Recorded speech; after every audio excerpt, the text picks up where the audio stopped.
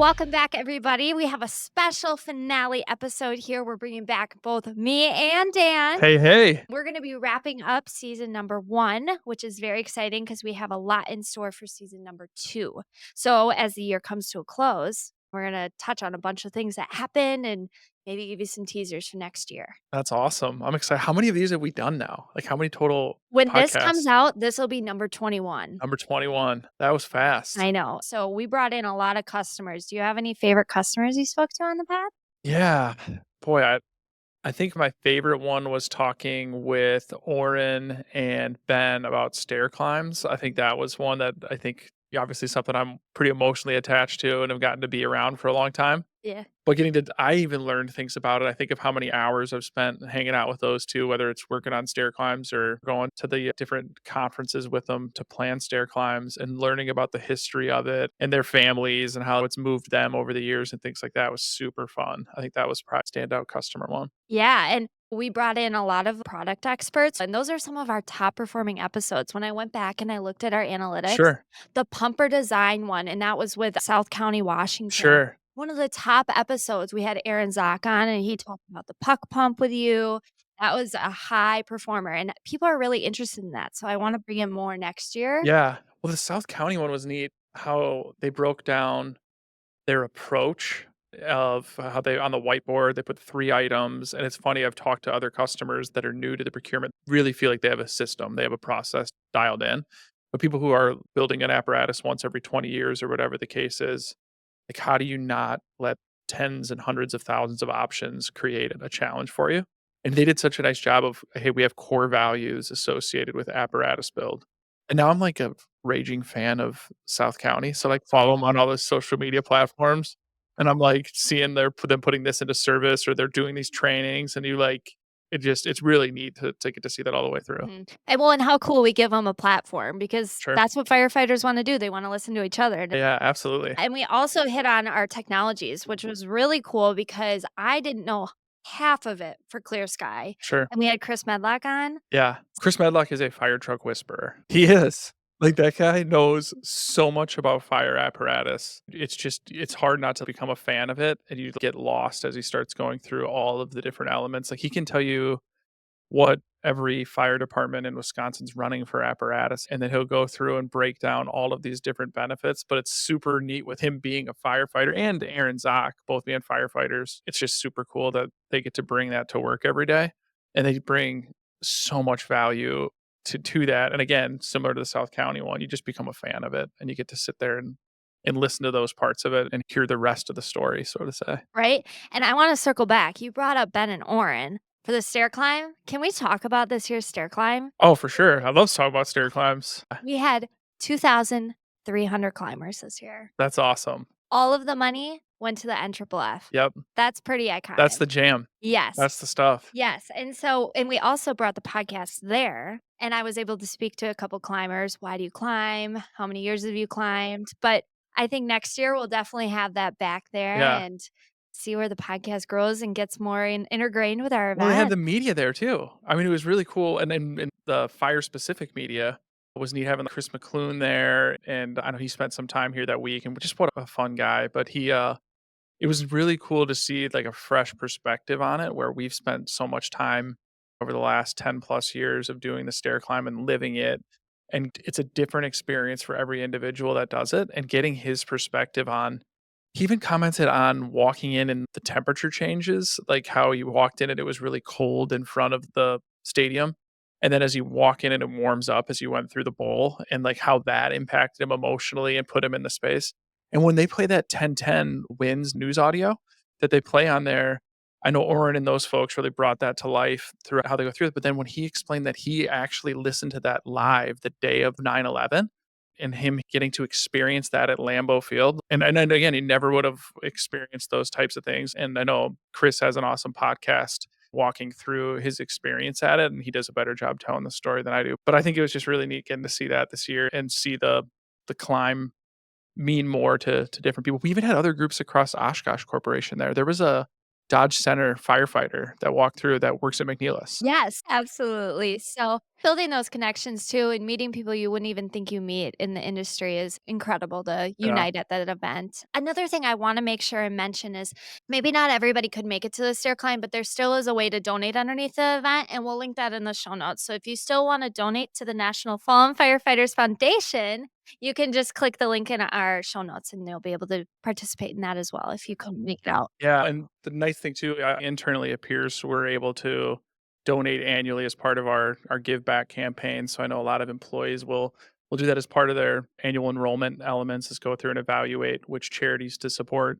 It's super cool every year seeing the National Fallen Firefighters Foundation on that list. I think particularly you see the different community give back opportunities that touch everyone, but it's something special when you get to serve that industry every day and then have the chance to do that. And I don't know if you noticed, a lot of times, like when people win Oshkosh Excellence Awards and things like that, they'll put NFFF down as the group they'll support, or local things like the Lundgard Park and that sort of thing. It's just so meaningful when people will do that, and they choose to stay in the industry that they work at every day. I think it's just a big testament to those Pierce employees. Yeah. And another event we had this past year, FDIC. Oh, that little thing in the small farming community of Indianapolis, Indiana. Yeah, yep. So that was a huge success this year. Can we talk about the Walkersville HDR? Oh, man, forever we could talk about that truck. I Yeah, think that was the craziest truck I've ever seen in my life. The lion, yeah, like multiple roto 2 train rays. That thing horns. is like had pump on it, like just, that wasn't everything. It felt like there was 3 fire trucks in one. I think everybody gravitated towards that, not me Yeah, with everybody was like, "What is that blue fire truck?" yeah, that thing was incredible. That was such a fun one. It's people took so much pride in getting to build and design that, and the fact that the department drove there themselves to have at the show, again, just a huge compliment to the men and women who built that and worked on it. They had so much pride in that unit. We also were able to bring in a life-size real PACCAR engine that was in the corner of our booth next to Yep, Clear Sky. So customers were able to yep. talk to that team and learn more about PACCAR engines. I noticed there was a lot of good conversations to be had about that. I think it's neat. Like this year, it feels like we really took a big step forward in terms of adoption of PACCAR. I think it was neat seeing the map of how many of those were in service or on order. I know at the time that became available, I mean, it was the pandemic. And so there was a bit of a slow adoption rate to it. But at the same time, now you're seeing it where really people not only are experiencing the engine when they're demoing it and going through the build cycle, but they're actually getting to take it in and get it serviced and understand the serviceability elements, and it's cool to start seeing that really be adopted into the fire industry, and it's becoming to me, more of a household name of the fire industry, which is really neat. Absolutely. And recently we were working on some marketing materials and we had some great conversations with Indianapolis and Omaha. So you see these big departments learning this product, seeing its performance within their fleet, and they're able to speak to it. Yeah, yeah, absolutely. And I did want to say we brought the podcast to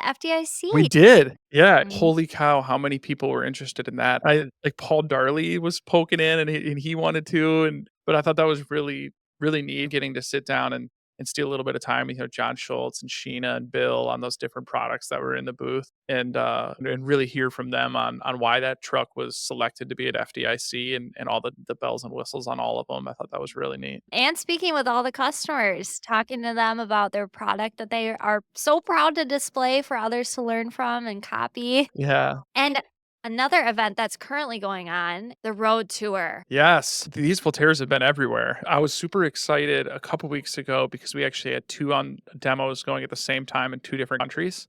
It's been really fun gathering customer feedback and learning from them. I know one of my favorite emails, that makes you sound like a total sellout that you have a free email, but one of my favorite emails at the end of every week is you get one from Chris or Corey and what they've experienced with that truck, and hearing stories of, there was one chief that was demoing it window down and yelling at a pedestrian saying, "Hey, can you hear this fire truck? You can't because it's electric." And for things like that people got to experience. And what an iconic time in the fire industry where, that people had steam engines, they had them pulled by horses, you had the traditional combustion engines that we're all very familiar with.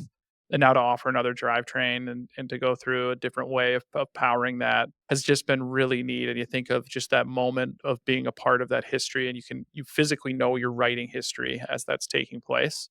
And again, it's been super fun getting that feedback from customers and seeing how they're approaching it and responding to Pierce's approach to electrification has been really neat. Yeah, and on my side, I see a lot of the digital interactions, and people are excited and they're getting curious, and I think that curiosity is just so on brand for firefighters. They wanna look at it, but they wanna touch it, they wanna drive it, they wanna pump it, and this is what that is serving them up. Yeah, oh, absolutely, and it's heading now that it's wrapping up in Canada, and it's starting to head down there on the east side, of the country, so, it should be going that way and get south here as the weather gets a little cooler up in this part of the country, and start heading down that way, so we're excited to start, heading down the East Coast. Sure.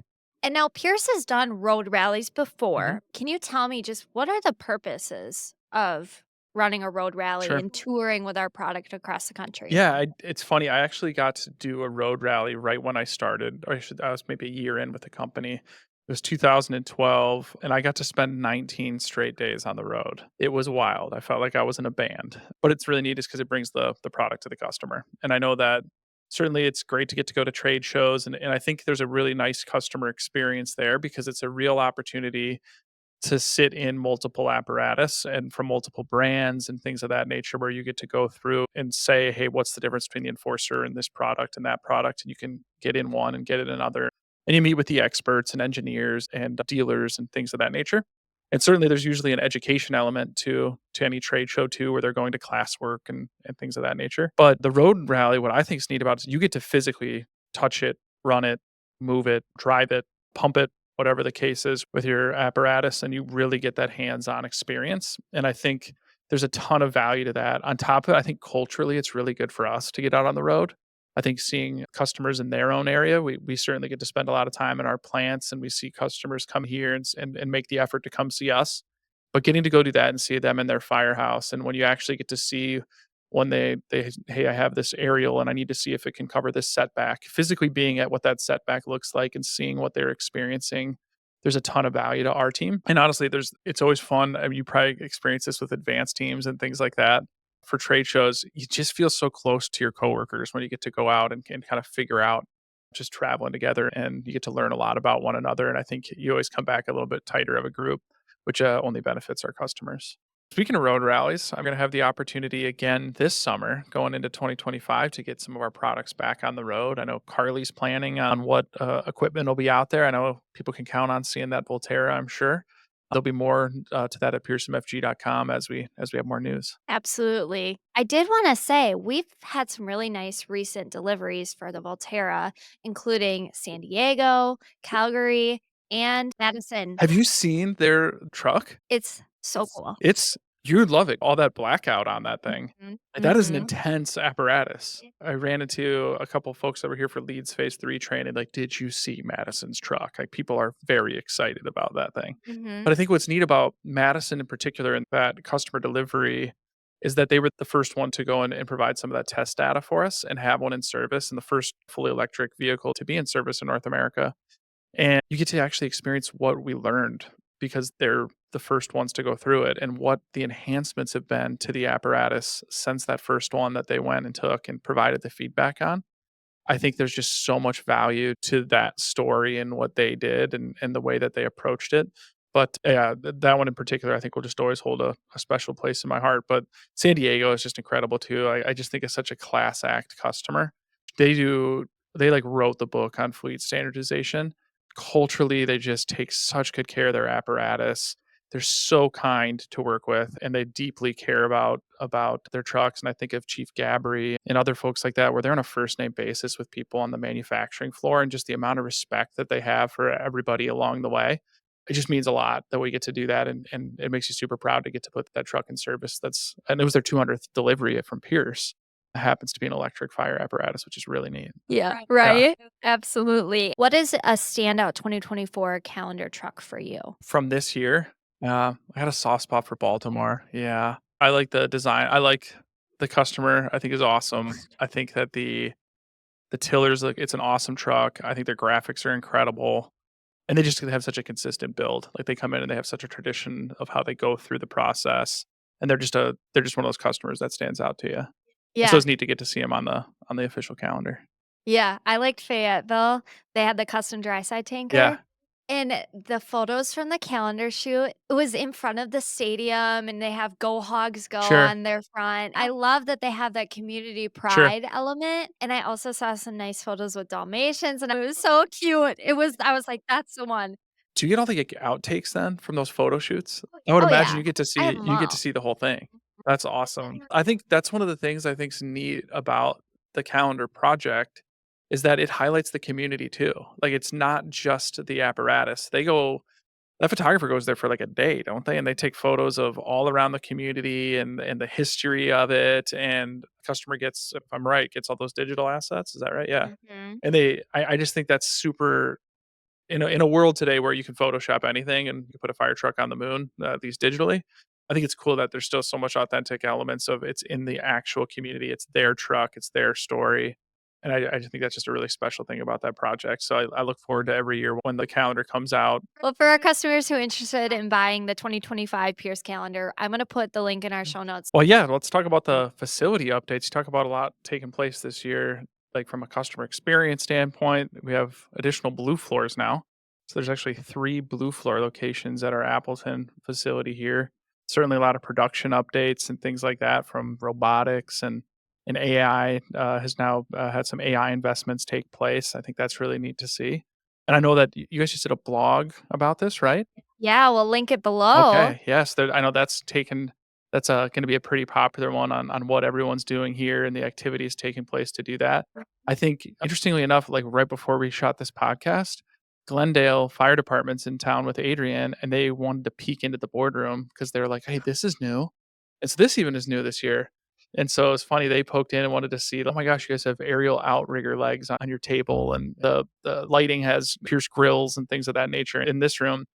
But they made the comment that it's so cool every time they come that something's new.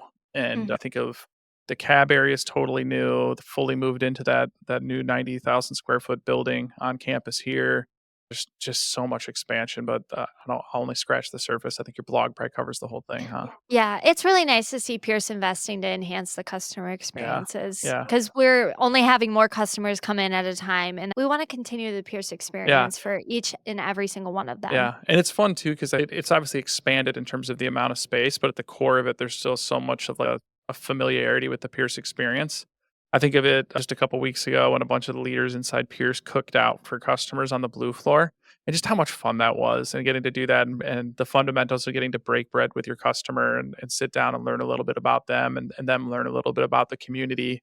And at the end of the day, you're not buying fire apparatus from companies; you're doing it from people and getting to develop those relationships and truly look someone in the eye and say thank you and mean it, I think is just a huge part of the experience that no matter how many blue flares there are, they can count on that kind of commitment. Sure, yeah. Do you have any top moments throughout the year? I mean, there's gonna be so many, but do any come to mind? Boy, top customer. There's quite a few. I think again, it was really neat getting into a few weeks ago, getting to break bread on the blue floor. I can't even imagine how many dozens, if not hundreds of dinners I've done or whatever the case is over the last year with customers and whether that's at trade shows or things of that nature.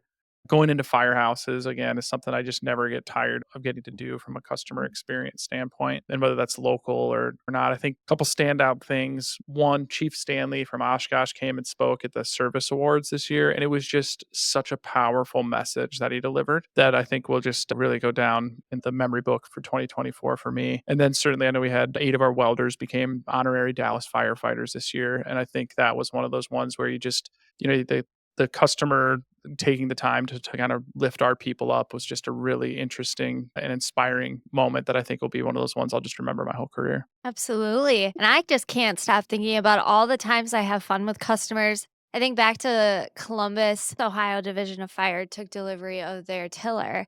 And I was back behind Blue Floor West and I was making a video for him and they were just going and don't they were driving around and they were showing me how cool it is to snake Sure. around, and then they took the time to walk me through everything, all the compartments, all the little nooks and crannies, what they're gonna put Yeah. here, or even, like, Comex Fire Rescue. Sure. The black and white, Yeah. that is so Yeah. cool, and so, I think back to those top performers on our social media too, and getting the engagement of people going back and forth and talking about ideas and, "Oh, look at this cool compartment. Why look at what they did," and then they tag fellow firefighters, and I think that's one of my top favorite things. Yeah, Auburndale, Iowa was here, and I got a text from their dealer principal while they were on their way, and they had a lot of fun. They had to use one of the vehicles from the municipality to drive here, so they were in, like, a Sprinter van or something of that nature, and the other members of the department thought they'd have a good time. They decorated it like they were going to, like, the state finals instead of a final inspection, and so it had, like, "Good luck on your inspection," and "Blue floor performance," and "We're so proud of you," and all these things, and they wrote all over the sides of their van, and so they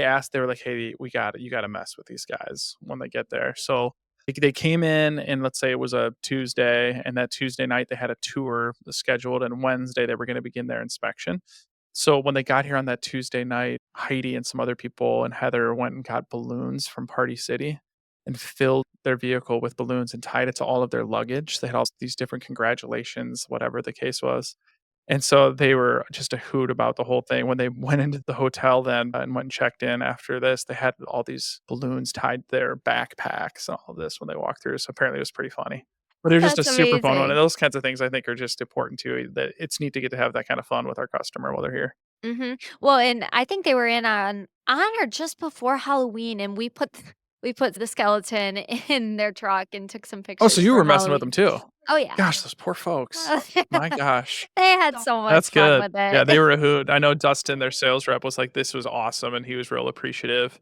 And certainly, again, their principal, sent a note in of like, "Hey, this is the stuff," you know? And it is. It's neat, again, that we get to have that kind of fun with our customer while they're here.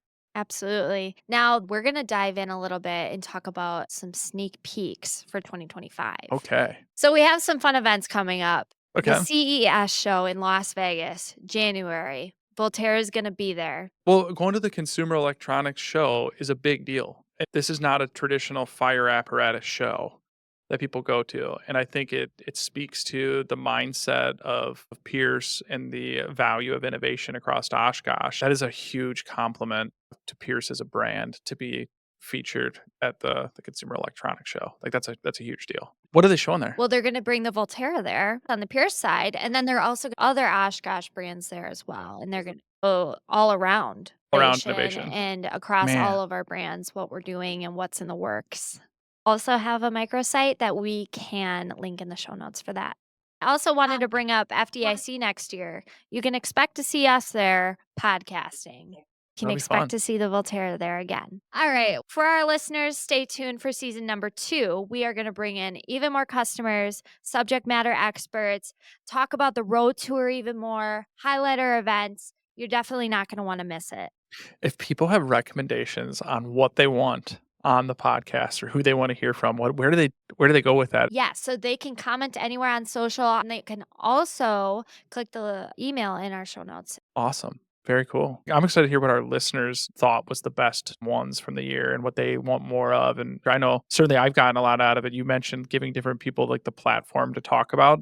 I would never have thought that, hey, we're going to be, sitting in the boardroom talking about PTSD or talking about these different physical therapy dogs or the National Fallen Firefighters Foundation and all the great things that they do. It's just been a really neat vehicle to get to do that. But that's what I like about it. And so I'm really interested to hear what everybody else likes about it. There's so many just really special people that work inside Pierce that I know customers just adore. And so would love to hear who they want to hear from and those parts too. Absolutely. This is definitely all for our listeners. So let us know what you want to hear. And that's a wrap on season number 1. Have a safe and happy holidays, everybody. Merry Christmas. Merry Christmas.